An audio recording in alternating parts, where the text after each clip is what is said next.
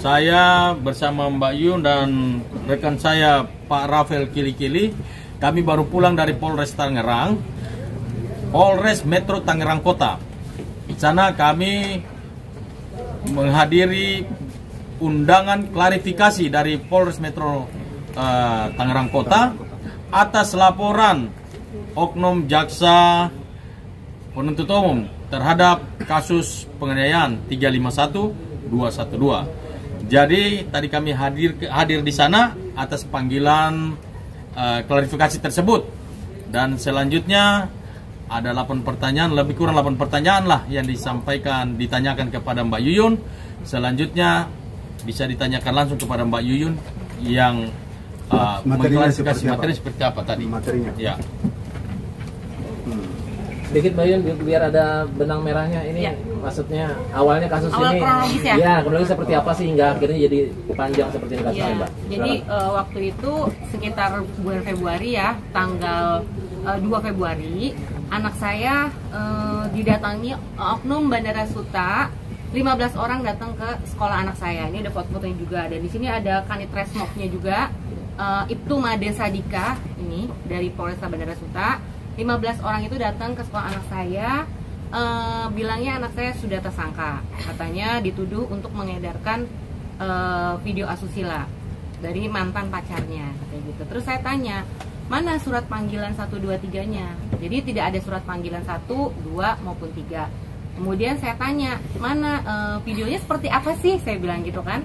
Nah terus mereka juga nggak bisa nunjukkan videonya gitu kan. Nah kemudian HP anak saya pun dirampas dalam keadaan masih ada kegiatan belajar mengajar di ruang kelas yang diikuti oleh wakil kepala sekolah yang ke kelas anak saya ngambil HP, kemudian diikuti oleh penyidik dan dirampas secara paksa gitu. Jadi sampai kami menginap di sekolahan itu sampai tanggal 3 ya, itu tanggal 3, tanggal 2 diambil, terus tanggal 3 itu kita nginep di sekolahan sampai 15 orang oknum tersebut juga nginep di sekolahan. Itu kan udah apa namanya, bentuk intimidasi ya? Yang ini kan anak masih di bawah umur, anak saya juga bukan teroris, bukan pembunuh, ibaratnya seperti itu. Terus tidak memikirkan psikis anak saya gitu kan, sedangkan Akpol 2019 ini kan dia harusnya lebih mengerti gitu kan gitu. Nah terus seperti udah setelah itu kami bertahan, tapi tetap kami dibawa ke Polresta Bandara Suta pada waktu itu. Tanpa ada surat penangkapan? Ya. Perintah penangkapan ya? Nah terus udah gitu anak saya sempat nginep berapa hari ya di ruang karaoke Polresta Bandara Suta. Tanggal 3 itu kan. Kemudian tanggal 4 kita ada surat penangguhan yang harusnya anak saya boleh keluar. Tapi sampai tanggal 7 itu tidak boleh keluar gitu kan. Di situ di BAP dari jam 5 sore sampai jam 4 pagi. Anak saya dalam keadaan sakit yang dia juga harus fisioterapi, tapi tidak mengindahkan itu para penyidik tersebut gitu. Nah, lalu setelah itu tanggal 7 kita pulang ke Cirebon, tiba-tiba baru ada surat panggilan 1 dari Polresta Bandara Suta gitu. Jadi surat SPDP, status tersangka, semuanya dikeluarkan di tanggal 2 gitu. Yang belum ada gelar perkara, secepat itu kan udah cacat administratif dari awal gitu kan ya. Nah setelah itu saya pikir, karena saya merasa ini banyak sekali gitu loh kejanggalan-kejanggalan, kemudian kami juga diperlakukan tidak secara manusiawi pada waktu dalam perjalanan yang sangat sedih dari Cirebon ke Jakarta itu, apa ya, maksudnya anak saya masih pakai seragam sekolah, kemudian perjalanannya itu sampai ngebut kayak orang nangkep ini aja, teroris gitu. Sampai anak saya mau ke rest area aja tidak diperbolehkan, sampai di pinggir jalan. Saya yang sedihnya lagi, pada saat saya mau ke rest area, saya nggak mungkin dong, saya perempuan, masa saya harus di dalam mobil gitu kan. Akhirnya saya baru menangis, terus barulah diberhentikan di rest area gitu, di situ. Jadi banyak sekali gitu ya, anak saya dalam keadaan sakit, udah capek dari BAP jam 5 sore sampai jam 4 pagi, disuruh tanda tangan dipaksa.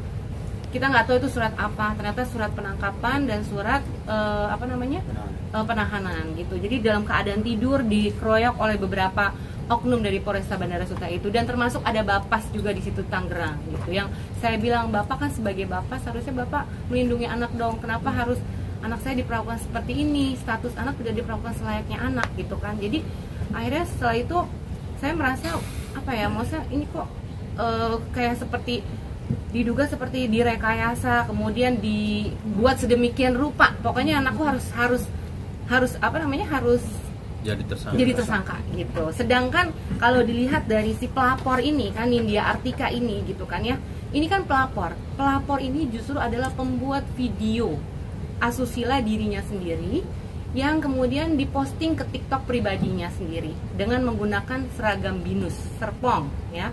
Nah di situ kan langsung ketahuan dan langsung dikeluarkan dari sekolah. Lalu anak saya di mana salahnya? Sedangkan anak saya sudah putus dari setahun yang lalu, selama 2 tahun pacaran hanya 3 kali ketemu gitu kan, dan itu pun karena LDR.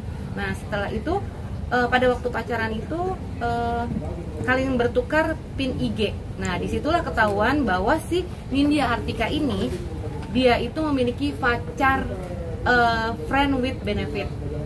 Ya tahu sendirilah mungkin FWB adalah hubungan yang tanpa status tapi saling memuaskan hasrat seksual ya. Kemudian dia juga ketahuan juga dating apps juga gitu kan. Nah ternyata di sini baru ketahuan bahwa si Nindya Artika ini tidak hanya mengirimkan kepada anak saya video asusilanya, tapi mengirimkan juga kepada pacar FWB-nya.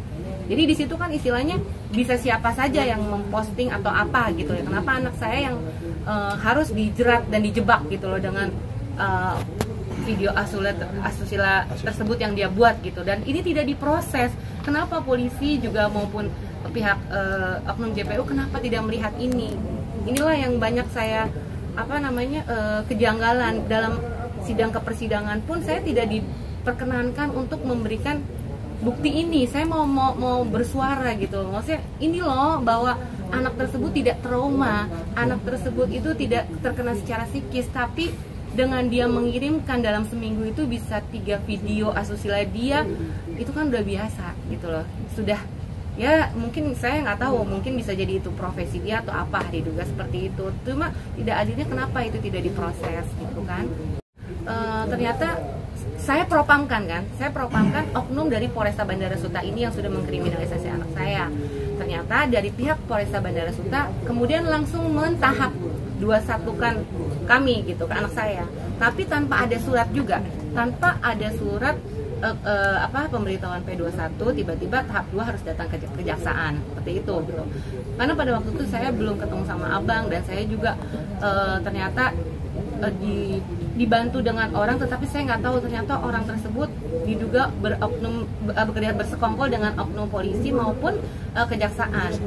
Jadi setelah saya diarahkan, udah Bu kita ke kejaksaan aja, ketemu dengan si JPU-nya. Lalu saya membuka semuanya kan seperti ini Bu, bahwa ini loh anak saya dikriminalisasi, bahwa ini banyak surat-surat juga yang cacat administratif yang tidak bisa maju ke persidangan. Terus saya cuma menggugah dia sebagai seorang ibu, saya juga seorang ibu. Bagaimana kalau anaknya juga kejadian seperti ini, bahwa ini sebenarnya nggak layak untuk maju gitu ke persidangan. Nah ternyata saya nggak tahu, banyak juga bersuara di Tangerang, ada salah satu teman media juga namanya Jack, dan dia juga mau dikonfirmasikan, dia pernah menyelamatkan 3 kali bahwa oknum JPU ini memang diduga suap 3 kali dan dia yang menolong gitu kan.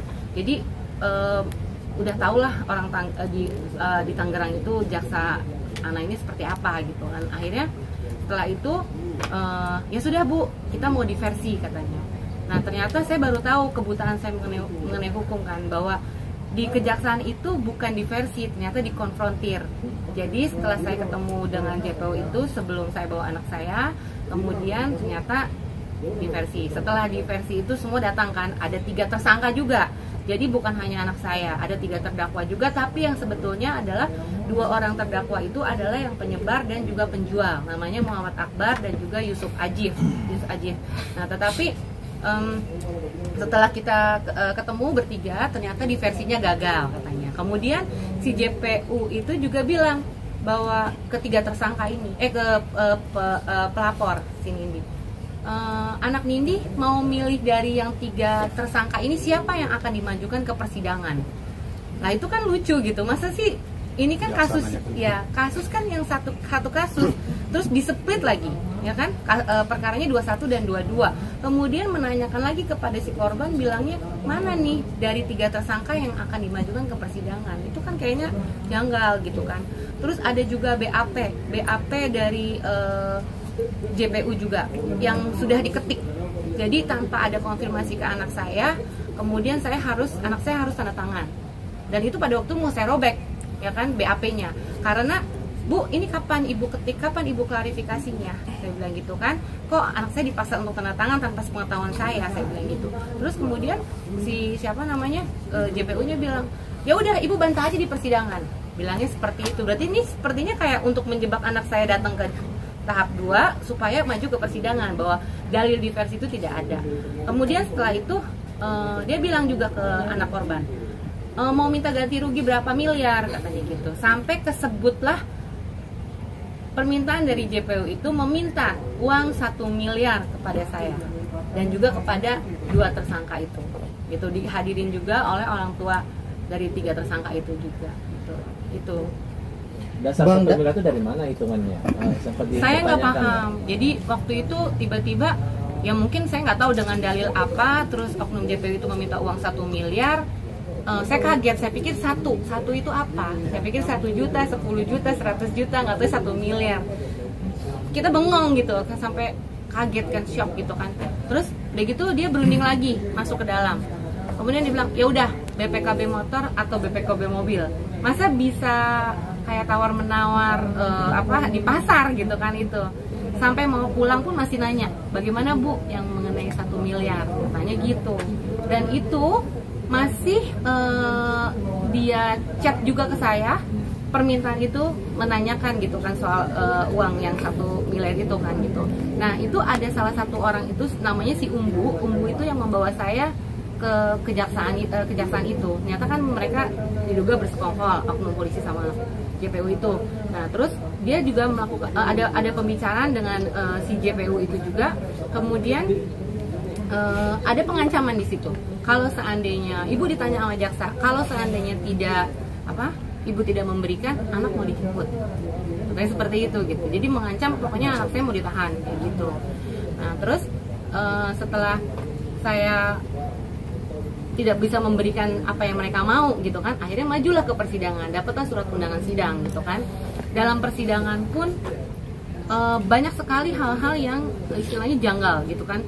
Jadi banyak yang mereka yang vokal gitu. Jadi dalam satu hari sidang itu ada dakwaan, kemudian saksi korban, kemudian saksi polisi, dan juga saksi dari ahli apalah, saya nggak ngerti. Dan saya nggak paham kok mereka semua disumpah di persidangan gitu kan. Tapi mereka berkata tidak sebenarnya itu. Jadi anak saya sudah dipaket sepertinya untuk dikorbankan gitu kan. Nah setelah akhirnya ada tuntutan, di situ saya juga merasa ini janggal karena tuntutan itu dari 2 terdakwa yang pelaku hanya dituntut 7 bulan. Anak saya dituntut 1 tahun 6 bulan. Kemudian putusnya dengan Zoom, tapi pada waktu itu Zoom-nya itu setelah mendengarkan putusan anak saya di-out dari Zoom. Saya tidak boleh mendengarkan putusan yang 2 terdakwa tersebut. Dan anak saya yang diputus oleh PN 1 tahun dari tuntutan 1,6 itu dibanding oleh JPU-nya, gitu kan. Dan sampai saat ini dikasasi. Cuma putusan dari yang 2 terdakwa dituntut 7 bulan, diputus 3 bulan, tapi tidak dibanding dan tidak dikasasi. Dia terima putusannya. Iya, dan dia terima putusannya. Di pengadilan tinggi di pengadilan tinggi ditambah lagi 6 bulan jadi 1 tahun 6 bulan. Nah sekarang kita lagi kasasi. Jaksa kasasi, kita juga kasasi juga. Bang, apa sih artinya dasar hukum kepolisian dan pengadilan? Artinya kan anak Bayun tadi bilang nggak bersalah ini, bukan dia yang nyebarin. Apa kok bisa anak Bayun bisa terjerat nih, bisa kena, padahal kan dia tadi nggak ikut menyebarkan kan, karena ternyata orang lain kan. Apa yang menjerat anak Bayun sampai akhirnya di penjara, terus diputusan juga diputus bersalah apa? Ya, Nah, justru ini yang jadi permasalahan buat kami. Sebagai kuasa hukum, kebetulan kami juga baru menerima kuasa dari ibu, termasuk dengan anak ya. Nanti upaya hukum kami akan lakukan. Kami sambil menunggu mungkin kasasi ini turun, akan kami lanjutkan dengan peninjauan kembali atau PK. Jadi intinya anak ibu ini tidak menyebarkan ya. Menyebarkan foto atau video, tetapi yang menyebarkan itu sebenarnya yang dua temannya tadi. Nah, itu yang menyebarkan. Lalu proses terhadap anak ibu ini itu sebenarnya hakim sebenarnya harus objektif, ya kan? Objektif memberikan putusan bahwa anak ibu ini tidak melakukan penyebaran, ya kan? Nah, makanya pasal yang diterapkan itu tidak sesuai dengan perbuatan yang dilakukan. Putusan hakim, pertimbangannya apa? Artinya menjatuhi hukuman kepada anak Mbak Yuyun apa? Nah itu begini, kalau soal putusan hakim itu yang merupakan suatu kejanggalan bagi kami sebagai kuasa hukumnya, makanya kami kasasi. Terus kemungkinan nanti kami, bukan kemungkinan, tapi kami pastikan bahwa kami pasti akan PK. Kenapa? Sudah sesuai bahwa hakim yang menyidangkan ini adalah hakim anak. Namun jaksanya kita pertanyakan. Kalau kita lihat dari pangkat dan jabatan, diduga undang-undang mengatakan bahwa yang harus menyidangkan ini ada karena anak, harus hakim anak, dan dia tidak pakai toga juga waktu sidang, pakaian biasa. Terus kemudian yang menyidangkan juga bukan cuma hakim anak tetapi jaksa anak juga. Nah, kami duga bahwa jaksa ini bukan jaksa anak. Ada dugaan ke sana karena sesuai dengan pangkat dan jabatannya. Ya. Namun kami harus memastikan bahwa jaksa ini dia betul-betul harus punya lisensi khusus sebagai jaksa anak, baru dia layak menyidangkan kasus ini. Nah, dari persidangan ini saja sudah unprocedural. Diduga kuat bahwa memang dia tidak punya lisensi untuk menyidangkan perkara ini. Artinya dia ini bukan jaksa anak. Yang harus sidangkan ini juga harus jaksa anak. Hakimnya juga hakim anak. Nah, disinilah kita juga merasa keberatan nanti pada saat PK nanti. Kita juga akan melaporkan putusan hakim ini di mana anak daripada Mbak Yuyun ini, anak hari ini, tadi sudah disampaikan oleh rekan saya bahwa dia tidak menyebarluaskan. Tetapi harusnya kasus anak ini tidak bisa dinaikkan sebagai tersangka, tetapi tetap disidangkan. Terus ada putusan hakim, bahkan di pengadilan tinggi diperkuat, bukan cuma diperkuat, ditambah 6 bulan. Nah, kami akan melaporkan ini ke hakim yudisial, hakim pengawas Mahkamah Agung. Tolong hakim maupun jaksa dan polisi yang memeriksa anak hari ini harus dieksaminasi. Putusan itu pertimbangan hakim artinya menjerat anak Mbak Yuyun itu apa? Ada nggak di situ putusannya apa? Maksudnya apakah dia turut serta menyebarkan atau seperti apa? Ada nggak putusannya apa? Sampai hari itu bersalah, dituntut bersalah. Apa putusannya apa isinya? Iya, putusannya ya sebenarnya itu kan dibuat, Mas. Di dakwaannya pun mengada-ngada gitu. Jadi dari awal pertama ini udah gimana ya? Kayak udah dikemas gitu. Udah kayak diduga kayak apa ya?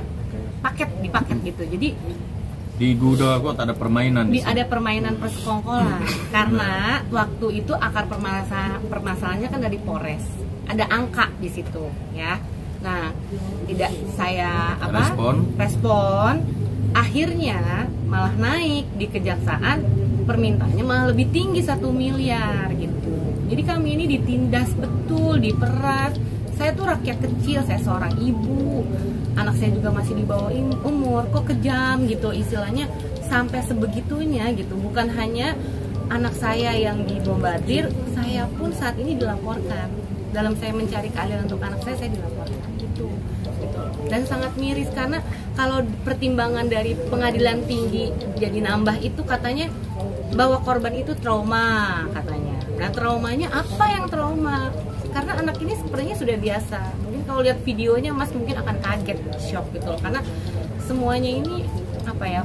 Gimana ya? Udah perempuan ini sudah terbiasa gitu. Jadi anak saya ini terjebak gitu loh. Dan apakah orang tuanya tahu kelakuan anaknya seperti ini? Jaksa apakah tahu kelakuan si pelapor ini seperti ini gitu loh? Hakim dan Polres gitu kan? Kenapa tidak mempertimbangkan itu gitu loh? Istilahnya kan apa ya? Maksudnya karena selama persidangan saya tidak diberi ruang untuk saya bicara gitu. Maksudnya saya punya bukti gitu, tapi saya mau tunjukkan tidak tuh diizinkan. Jadi di JPU tuh langsung keberatan gitu loh. Itu sampai anak saya pun mau bicara pun juga dibentak gitu. Sampai anak saya bilang sendiri gitu kan, ibu saya kan masih di bawah umur, tolong bisa nggak agak pelan bicaranya gitu. Saya kan juga seorang anak, tolong perlakukan saya selayaknya anak gitu. Itu di depan hakim juga gitu. Jadi sepertinya mereka saja sidang ini kayak sidang mereka gitu, dominan. Jadi saya tuh harus nurut, harus ngikutin aja gitu. Bahkan sampai pada waktu mau setelah putusan, saya kan keberatan dengan isi putusannya. Saya kan memiliki hak juga untuk banding kan. Tetapi pas insage yang harusnya saya diberitahu, saya tidak diberitahu.